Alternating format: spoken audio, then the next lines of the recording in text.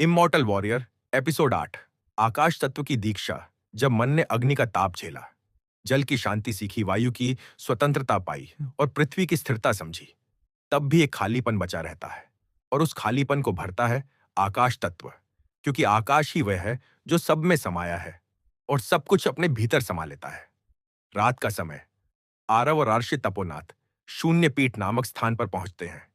यह धरती और आकाश के बीच तैरता हुआ एक विशाल पत्थर है, जहां न हवा का स्पर्श है, न गुरुत्व का प्रभाव। अर्चता कहते हैं आरष है। आरव, यही तेरी अंतिम परीक्षा है।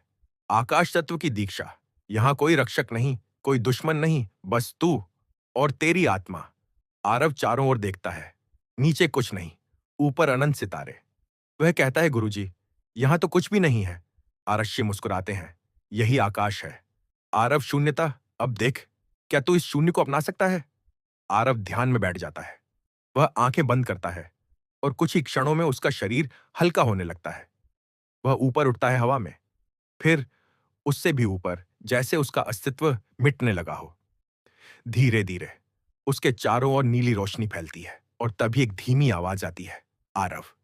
वह आवाज न बाहर से थी न भीतर से, वह उसके अस्तित्व से थी।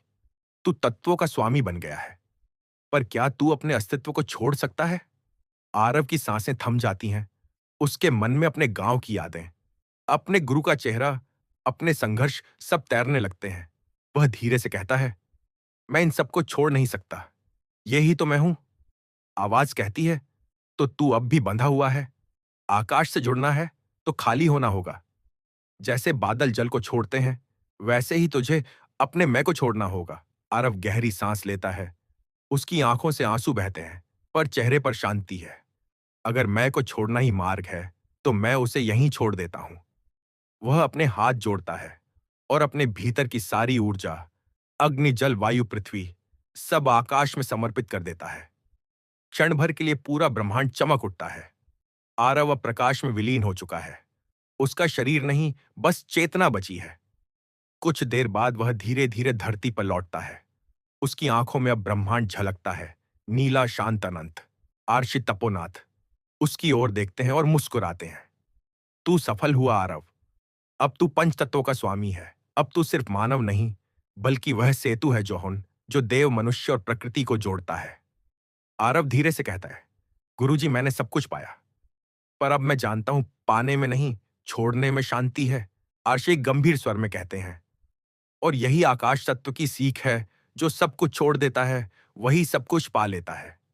आरव अब पांचों तत्वों का धारक बन चुका था। उसका शरीर अब साधारण नहीं रहा। उसमें देवों की दीक्षा, रक्षकों का आशीर्वाद और ब्रह्म की शांति समाई थी। पर शक्ति का अर्थ अंत नहीं, बल्कि एक नई शुरुआत है।